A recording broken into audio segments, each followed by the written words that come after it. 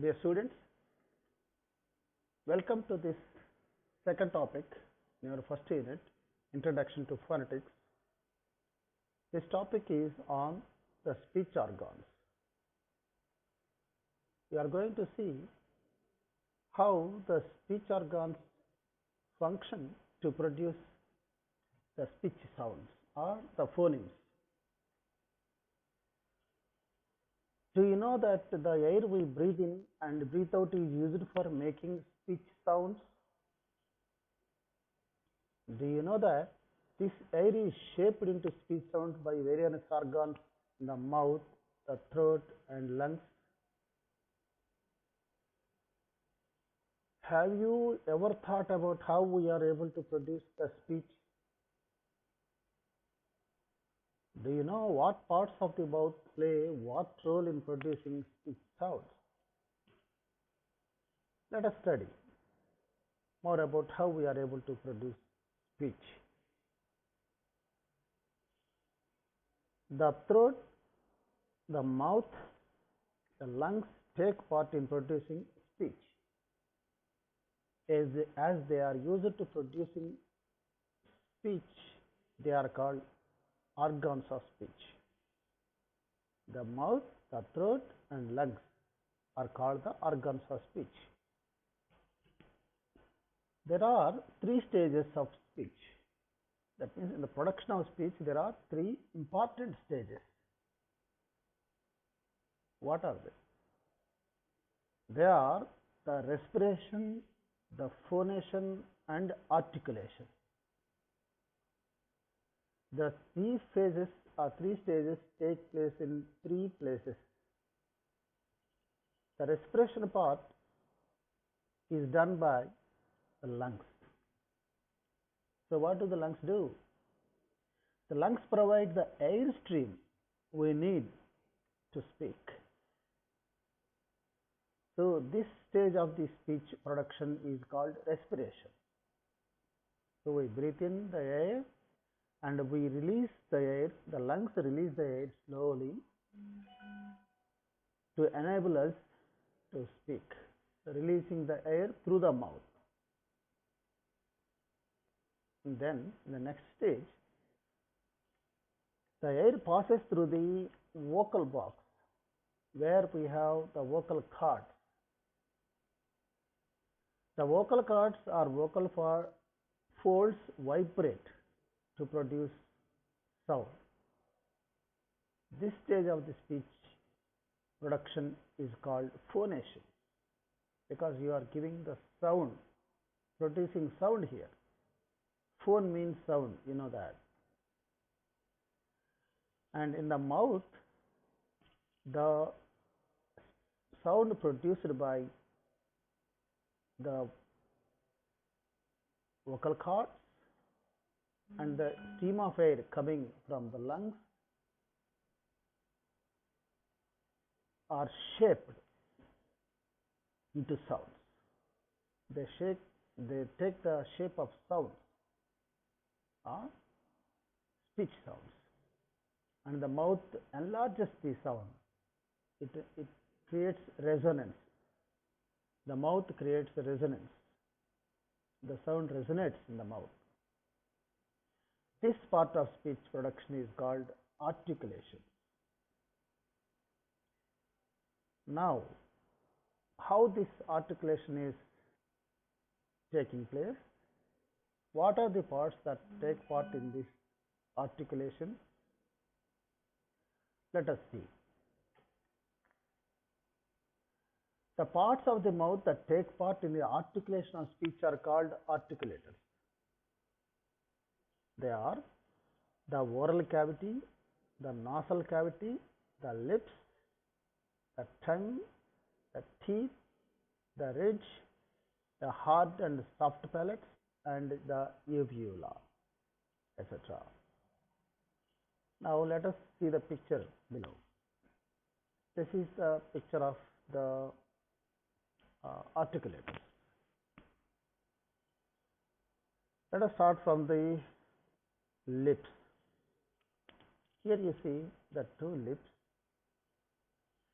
and behind the lips you have the teeth, and after the teeth you see the oral cavity.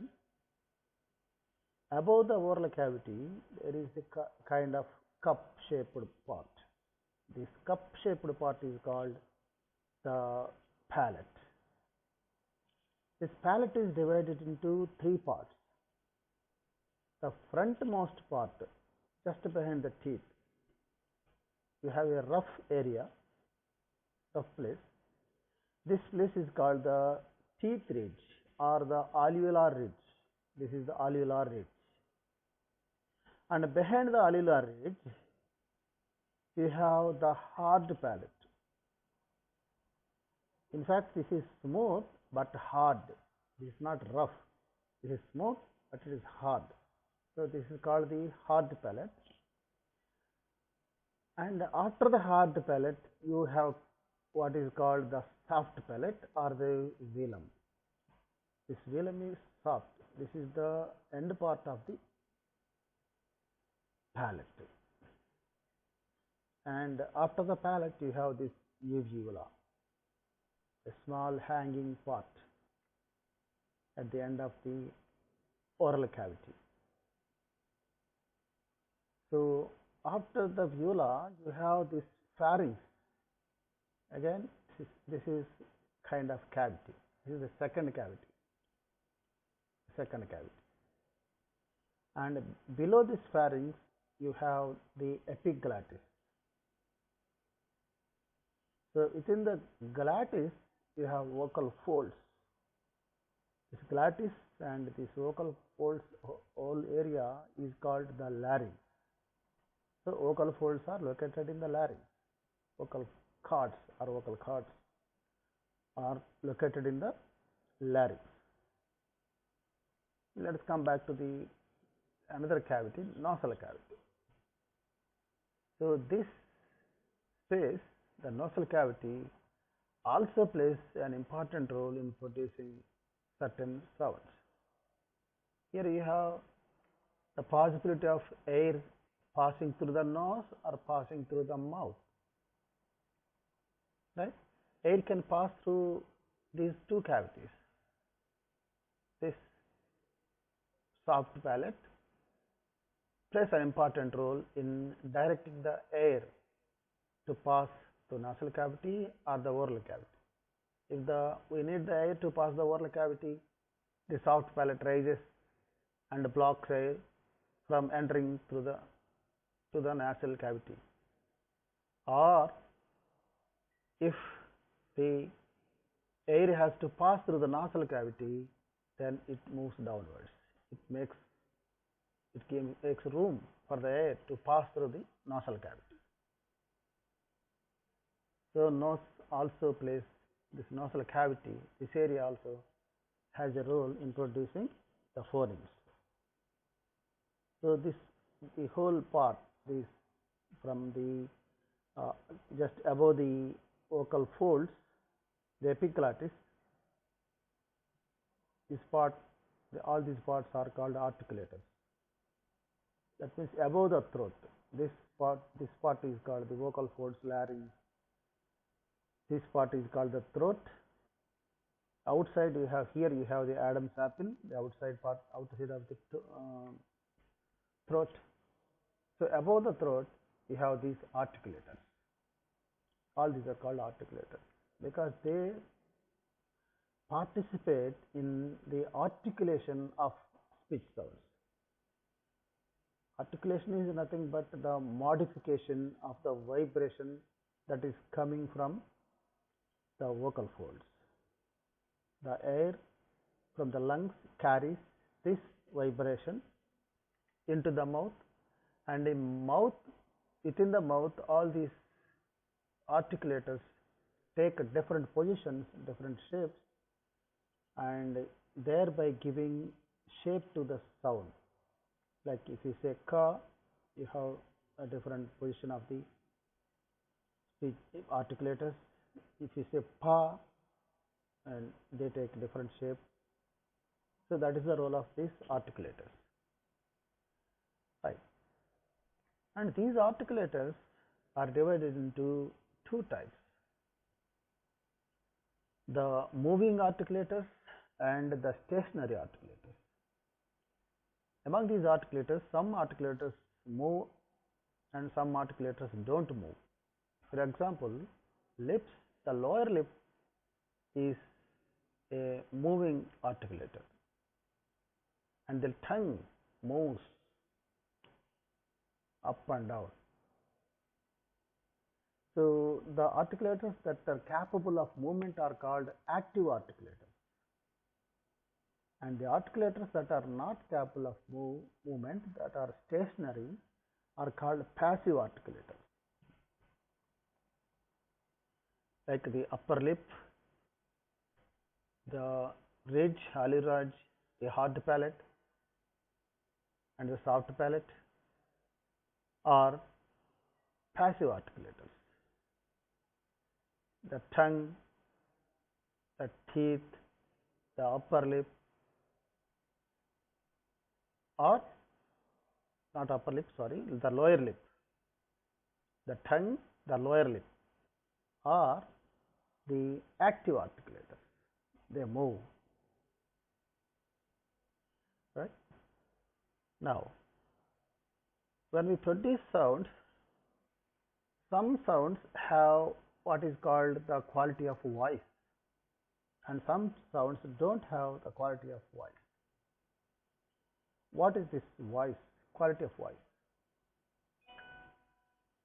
For some sounds, the vocal folds or the vocal cords come very close to each other. They are very close and they vibrate like a rubber band. They vibrate. By vibrating, they produce sound, what we call as phonation. So, this happens for some phonemes only, not all phonemes. So, any phoneme which has this quality of vibration is called a voiced phoneme, voiced sound. And for some phonemes, the vocal cords are far apart. They are not close. They are wide apart. They are wide apart. They don't vibrate. So, you don't have the quality of vibration, the quality of sound. So, these sounds are called voiceless sounds. Voiceless sounds. Like when you say p or k, these sounds you should not allow the vocal cords to vibrate. You should not say ka, no, you should say k. So, k is a voiceless sound. Like this, you have two types of sounds, the voiced sounds and the voiceless sounds. And when we go to the study of the phonemes, how they are produced and what are the positions of these articulators in the production of those phonemes, individual phonemes, we will see which are more about which are voiced sounds and which are not voiced sounds, which are voiced phonemes, which are not voiced phonemes. At the bottom of this notes, you have a link, YouTube link. Click on the link, watch the video to more about these speech organs. Thank you for listening to this audio lesson.